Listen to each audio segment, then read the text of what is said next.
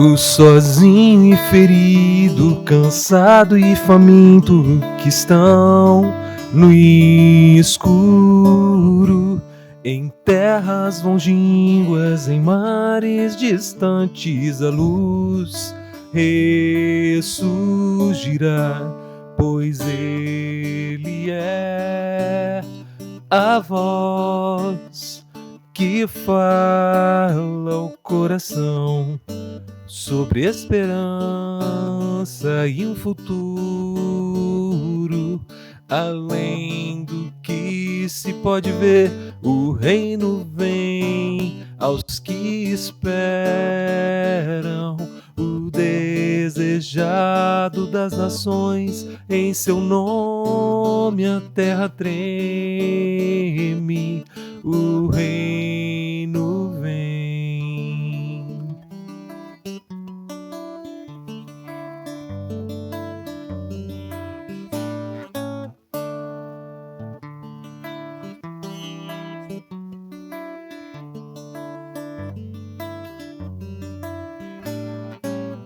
O exaltado e rico, arrogante, orgulhoso, que estão no escuro, em mansões construídas no abuso do pobre, a luz ressurgirá,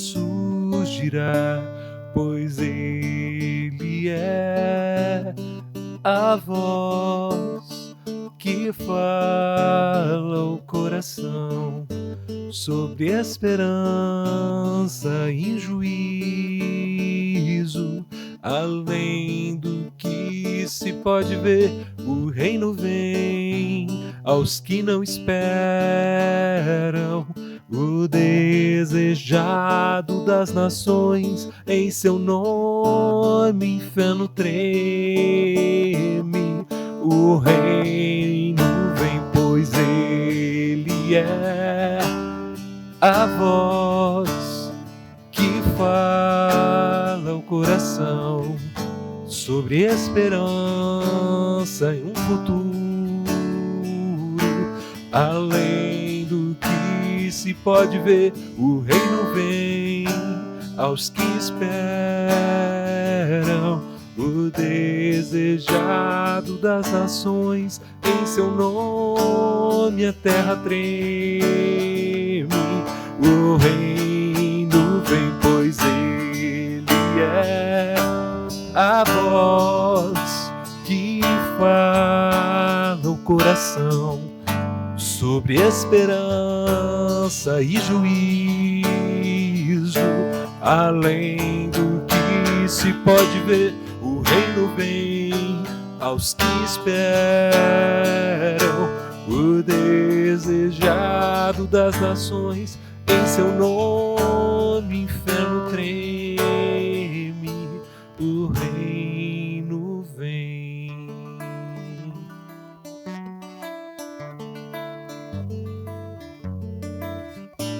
O reino vem, o reino vem.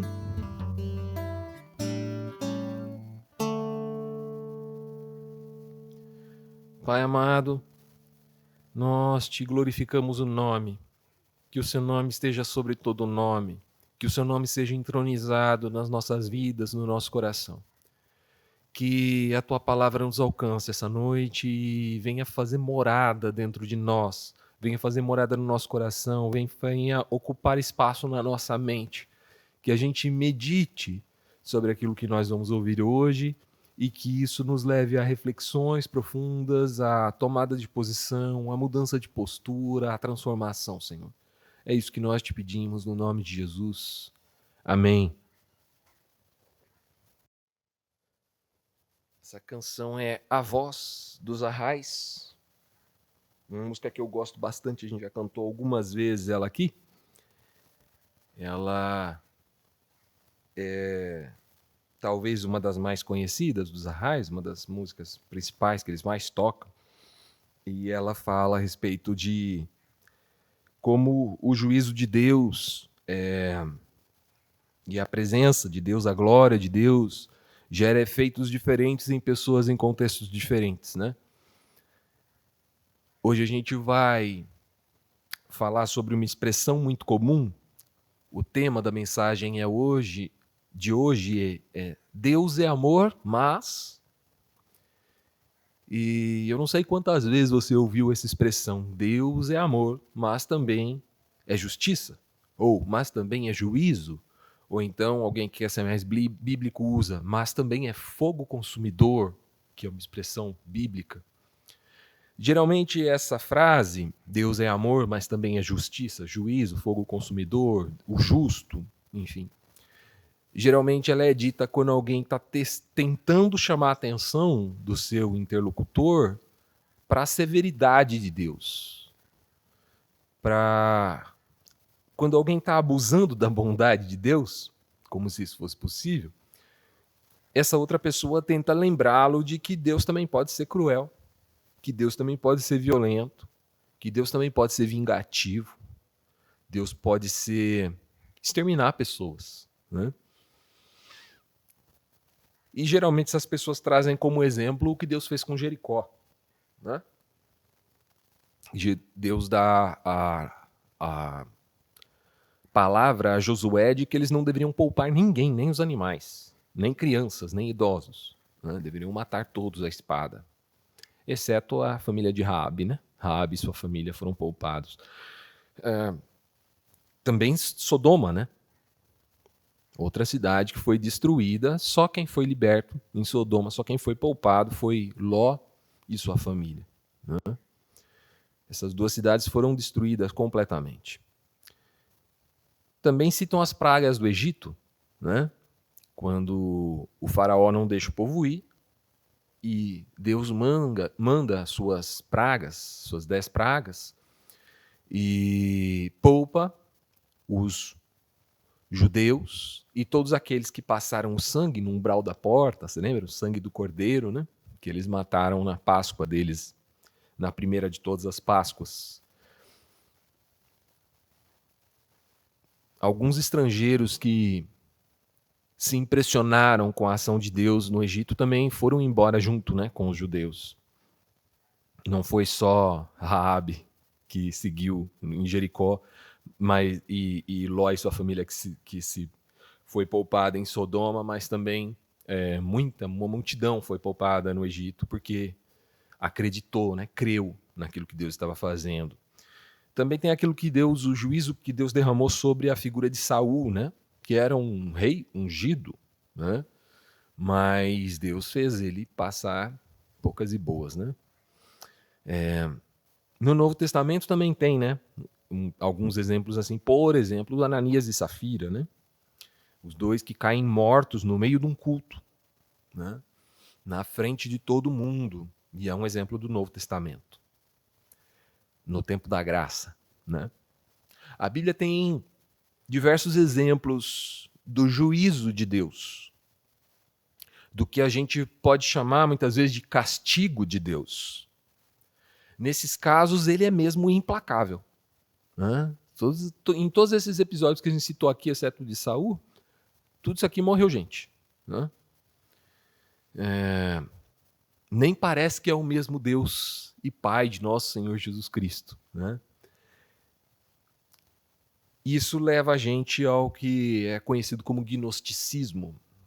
Quando a gente diz que Deus é amor, mas também é justiça, a gente coloca esses dois atributos de Deus como opostos. De um lado, um Deus amoroso, e do outro lado, um Deus justo. 1 João 4,8 diz: quem não ama não conhece a Deus, porque Deus é amor. Salmo 11,7 diz: pois o Senhor é justo e ama a justiça. Não tem como negar que Deus é amor, e também não tem como negar que Deus é justiça. Se existe um conflito entre esses dois atributos de Deus, a gente tem um problema. Ou a justiça de Deus vai diminuir o seu amor, ou o amor de Deus vai prejudicar a sua justiça.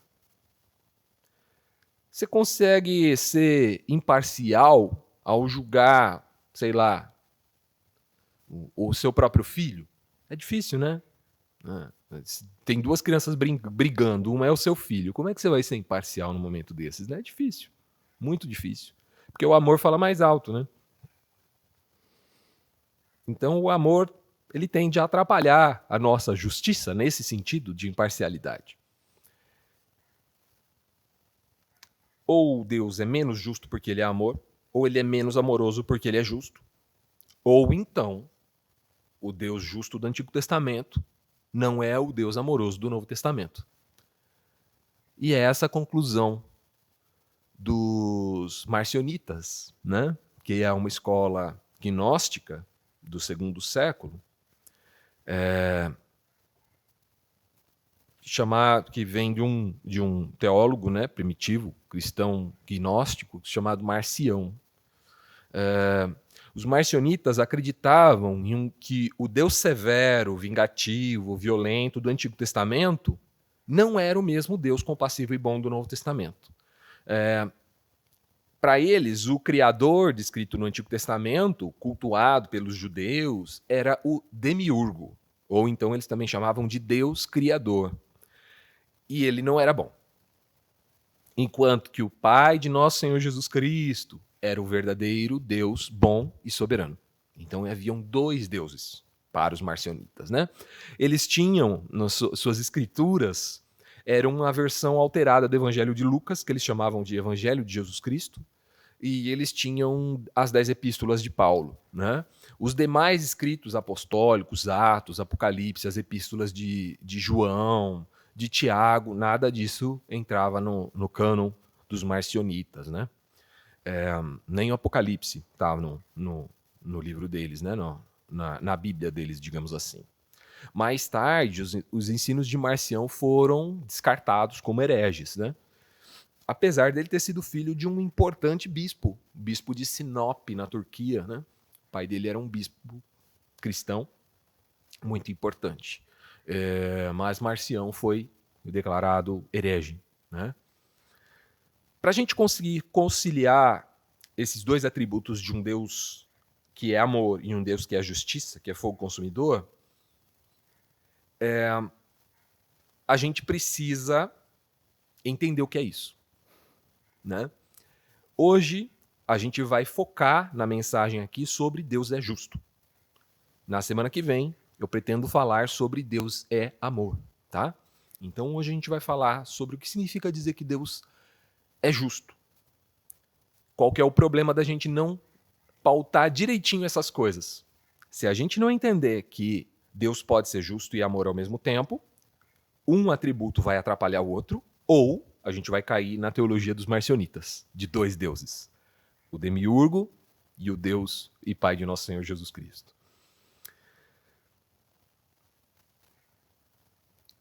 E no marcionismo, inclusive, esses dois seres são antagonistas, né? São rivais, o Deus do Antigo Testamento e o Deus do Novo Testamento. É como se o Deus do Antigo Testamento fosse uma espécie de diabo para Marcião, né? Como a gente não crê nisso, a gente crê que ele é um único Deus e que o nosso Deus não sofre de um transtorno bipolar, nem de uma esquizofrenia, nem nada desse tipo. A gente precisa compreender como é que esses dois atributos de Deus, o seu amor e a sua severidade, a sua justiça, podem coexistir em um mesmo ser divino, sem que um atributo atrapalhe o outro, diminua o outro. Quando João fala que Deus é amor, isso não quer dizer que Deus tem amor. Quer dizer que o amor faz parte de sua essência, é o que ele é. E a gente vai aprofundar bastante nisso na semana que vem. Agora, o que significa dizer que Deus é justo? Na nossa mentalidade ocidental, quando a gente fala de justiça, a gente logo pensa em vingança.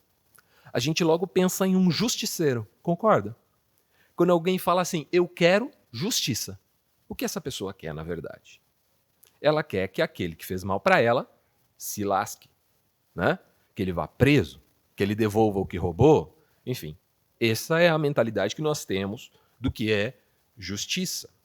Mas no hebraico, justiça tem outra base de entendimento. Não sei se vocês sabiam disso. Quando um judeu dava esmolas, por exemplo, Isso não era chamado de caridade. Sabia? Não era chamado de benevolência, de bondade. Dar esmola não é bondade. Jesus, inclusive, chama a atenção em um episódio de que ninguém deveria ser louvado ou reconhecido por dar esmolas. Ele ensinou que a gente não deveria nem divulgar isso. Ele critica aqueles que, segundo ele, tocavam trombeta quando iam dar esmola. Você sabe o que era tocar trombeta? O mendigo andava com uma corneta, com um chofar, uma corneta. E quando ele recebia uma esmola, ele tocava a corneta. Para quê? Para louvar a pessoa que tinha dado esmola. E eles perceberam que fazendo isso as pessoas davam mais esmolas, porque queriam ser reconhecidas. Jesus chama a atenção que isso era o mundo entrando na igreja. Isso era uma ocidentalização, era o pensamento gentil invadindo o judaísmo e distorcendo a forma como eles pensavam a esmola. Sabe por quê? Porque o nome que eles davam para a esmola, em hebraico, é justiça. Sabia disso? A palavra, os pobres, não saíam gritando esmola, esmola, eles não saíam dizendo isso. Eles não diziam, pelo amor de Deus, me dê um trocado, não. Sabe o que eles diziam? Zedakai. Zedakai significa justiça. Zedakai! E isso era vergonhoso para os judeus verdadeiramente tementes a Deus, porque indicava que a lei de Moisés não estava sendo cumprida. A lei de Moisés dizia que ninguém deveria se conformar em ver um irmão judeu padecendo necessidade. Você se lembra do salmista dizendo, jamais eu vi o justo mendigar o pão? Por que ele usa essa palavra justo? Não significa que é uma pessoa correta. Porque a justiça é a partilha. A justiça é quem tem mais ceder a parte do que tem para que o outro que tem menos se equilibre com ele, consiga levar uma vida digna. Então, esmola não é um ato de bondade. Esmola é um ato de justiça. Botar a mão no seu bolso, tirar um pouco para compartilhar com o seu irmão que está passando necessidade, não é amor e não é bondade. É justiça. É justo que ele tenha acesso às mesmas coisas que você tem. Por isso, para o judeu, existia o tal do ano do jubileu, quando aquelas pessoas que tinham comprado terras, inclusive, devolviam para os seus donos originais. Você já pensou se você tivesse que devolver, depois de 50 anos, a terra que o seu pai, seu avô comprou? Era isso. O ano do jubileu, a cada 50 anos, né? 7 ciclos de 7 anos, as propriedades adquiridas eram devolvidas aos seus donos originais, às famílias originais. E o nome dado a isso é ano do jubileu. Quando Jesus inicia o seu ministério, ele diz que esse ano chegou. Ele estava dizendo que a partir daquele momento nós entrávamos em uma nova era, em um novo momento. No momento do ano do favor do nosso Senhor, né? O ano do jubileu, o ano da justiça. Isaías, capítulo 1, versos 11 a 18, explicam um pouco o que é a justiça do ponto de vista de Deus e do judeu. Ele diz assim, é Deus falando através do profeta Isaías, tá? Para Israel. Dá uma olhada no peso dessas palavras. Isaías 1, de 11 a 18. O que os faz pensar que eu desejo seus muitos sacrifícios? Sacrifícios era a forma que eles cultuavam, né? Naquela época. Diz o Senhor, eu estou farto de holocaustos de carneiros e da gordura dos novilhos gordos. Não tenho prazer no sangue de touros, de cordeiros e de bodes, que era o que eles sacrificavam a Deus. Quem lhes pediu que fizessem esse alvoroço pelos meus pátios quando vêm me adorar? Parem de fazer ofertas inúteis. O incenso que oferecem me dá náusea. Você já pensou se Deus virasse para a igreja hoje e falasse assim, olha, o louvor que vocês estão cantando está me dando dor de cabeça. Para para que tá feio. Para que isso tá me fazendo mal. Suas festas de lua nova, seus sábados eram todas festas judaicas, né? E os seus dias especiais de jejum são pecaminosos e falsos. Você imaginou Deus falando isso? O culto que vocês estão fazendo na igreja, ele não é um culto para mim, ele é um pecado. Vocês estão cometendo um pecado quando acham que estão prestando um culto. Foi isso que Deus falou através do profeta Isaías para aquele povo hebreu. Eu não aguento mais as suas reuniões. Eu odeio as suas festas de lua nova, suas celebrações anuais. Elas são um peso para mim. Eu não as suporto. Eu não olharei para vocês quando levantarem as suas mãos para orar. Ainda que ofereçam muitas orações, eu não os ouvirei porque as suas mãos estão cobertas de sangue. Lavem-se, verso 16, lavem-se, limpem-se, removam os seus pecados da minha vista e parem de fazer o mal. Que pecado que ele está falando? Qual era o pecado dos judeus? Verso 17. Aprendam a fazer o bem.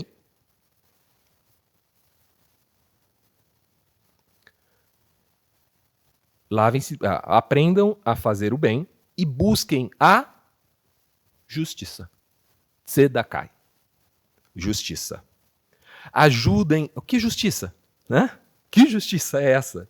O que é aprender a fazer o bem e buscar a justiça? Deus vai explicar. Ajudem os oprimidos, defendam a causa dos órfãos, lutem pelos direitos das viúvas. Venham, vamos resolver esse assunto, diz o Senhor. Embora os seus pecados sejam como a escarlate é vermelha, né? Eu os tornarei brancos como a neve. Embora sejam vermelhos como o carmesim, eu os tornarei brancos como a lã. A gente canta, né? Alvo mais que a neve, alvo mais que a neve, se nesse sangue lavado, mais alvo que a neve serei. É por causa desse texto. Você sabia que é por causa desse texto? O que é que Deus está dizendo através do profeta Isaías para aquele povo? Que a justiça de Deus era que eles deveriam praticar a equidade. Eles deveriam praticar a partilha, ajudando os oprimidos, defendendo os órfãos, lutando pelos direitos das viúvas. Era por isso que a mão deles estava cheia de sangue. Porque eles não estavam preocupados com a dor dos seus irmãos, órfãos, viúvas e oprimidos. Partindo para a nossa conclusão, a justiça de Deus não tem a ver com punir os incrédulos. A esses, Deus estende a mão de misericórdia. A justiça aos olhos de Deus tem a ver com repreender os iníquos. E você sabe qual é a diferença entre incrédulo e iníquo? O incrédulo é quem não crê, é quem não acredita. Ou quem acredita em alguma coisa diferente, de uma forma diferente. É o seu amigo que é da Umbanda, é o seu amigo que é espírita, kardecista, é o seu amigo que é católico, é aquele seu vizinho que não acredita em nada, que não tem religião. É aquele outro que segue religiões esotéricas, das mais diversas. É aquele que toma o daime e que de vez em quando compartilha alguma coisa com você daquilo que ele pensa, daquilo que ele entende. Esses são incrédulos. São pessoas que não têm fé ou que têm uma fé diferente da nossa. A esses, Deus não impõe juízo. Deus estende misericórdia. Agora, o iníquo, certo? Esse é o incrédulo. O iníquo é aquele que não pratica a equidade. Iniquidade, equidade. Equidade é equilíbrio. Equidade é você tem um carro e o seu amigo precisa de uma carona. O que você faz? Dá carona pro seu amigo. Né? Você está tomando chuva, né? E o outro não tem uma capa, não tem um guarda-chuva. Você tem dois. Você dá. Não é emprestar, é dar. É ceder, é entregar de si. Né? Você tem uma jaqueta e um guarda-chuva. Bom, ou eu dou a jaqueta para ele, ou eu dou o guarda-chuva para ele. Né? Isso é justiça. Isso é equidade. Quando nós não fazemos isso, nós somos iníquos. Aquele que não distribui com o que tem menos é iníquo. Aquele que quer sempre ser o maior, o mais rico, o mais importante, o mais famoso, o mais reconhecido, o mais sabido, o mais aplaudido, aquele que busca o reconhecimento por seu status superior, esse é o iníquo. Ele não está dividindo, ele não está distribuindo. E a esses, Deus estende justiça. Deus é tão amoroso que ele fica indignado com a iniquidade. Então, ele manifesta a sua justiça por causa do seu amor. Deus não manifesta a sua justiça porque ele é brabo. Deus não manifesta a sua justiça porque ele é um velho chato que fica espiando o que você está fazendo escondido. Deus manifesta a sua justiça aos iníquos, aqueles que não praticam a iniquidade. E a iniquidade é o que? Jericó, Sodoma, Saul, Ananias, Safira, todos esses que a gente citou têm em comum. Todos eles são iníquos. Quando Deus vai descer juízo sobre Sodoma, Deus se encontra com Abraão, a gente já leu essa passagem, né, em algum momento aqui, e fala, a maldade de Sodoma chegou até mim. Eu ouvi o clamor vindo daquela cidade. De quem? Dos oprimidos, dos injustiçados. Né? E aí Deus vai lá. E lá ele encontra quem? Ló. Né? E encontrando Ló, o povo da cidade quer abusar dos anjos de Deus que estão ali. Ou seja, eles confirmam aquela informação de que era um povo terrível, iníquo. Pega um estrangeiro que está longe de sua terra e quer abusar sexualmente dele. Iníquo. O mesmo acontece em Jericó. A maldade de Jericó chegou até Deus. O mesmo acontece com Saul. O mesmo acontece com Ananias e Safira, que queriam se gabar de uma oferta que eles nem tinham dado. Nesse sentido, a justiça de Deus não fere e nem diminui o seu amor. Pelo contrário, a justiça e o amor de Deus são atributos que colaboram entre si. Deus não é menos amoroso porque ele é justo. Ele é tão amoroso que, por causa do seu amor, ele exerce a sua justiça, o seu juízo sobre o oprimido, sobre o opressor. Ele estende a sua mão, muitas vezes de violência, sim, àquele que pratica a iniquidade. É isso que eu queria compartilhar com vocês hoje. Na semana que vem a gente vai falar um pouco sobre esse outro atributo, que é o amor, né? De onde vem esse atributo e como ele se manifesta, como se manifesta o amor de Deus e por que Deus é amor. E por enquanto eu queria ouvir vocês um pouquinho. Eu vou fazer uma pergunta aqui. Quem puder e quiser participar, fazer comentário respondendo essa pergunta ou qualquer outro acerca desse assunto, né?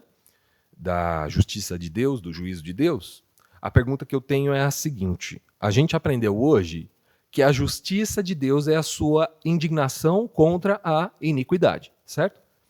Existe algum meio em que a gente pode participar dessa justiça? Em que a gente pode exercer esse tipo de justiça? Como é que a gente pode lutar contra a iniquidade, assim como Deus se opõe à iniquidade? E aí, quem quiser pode abrir o microfone, começar a falar, e se alguém já estiver falando, você levanta a mão e aí a gente vai passando por quem tem algo a colaborar nesse sentido. Beleza? Fica à vontade aí, pessoal. Olha só, eu queria primeiro te agradecer, porque se você chegou até aqui, é porque você assistiu essa pregação inteira. Uma vez que você chegou até aqui, você deve ter percebido que no final da mensagem eu dou um espaço para todo mundo interagir e participar. E se você está vendo esse vídeo no YouTube, você também pode interagir e participar aqui embaixo nos comentários, dando a sua contribuição. Se você gostaria de participar ao vivo com a gente, agora está mais fácil do que nunca. Você só acessa igrejapresente.com/encontro. A gente está sempre ali, aos sábados, às 20 horas. É só chegar, participar, edificar e ser edificado com a gente. Clicando neste botão aqui, você segue o nosso canal e clicando neste botão aqui, você tem acesso a todas as nossas reuniões da Igreja Presente. Seja muito bem-vindo e aproveite. Abraço, tchau, tchau.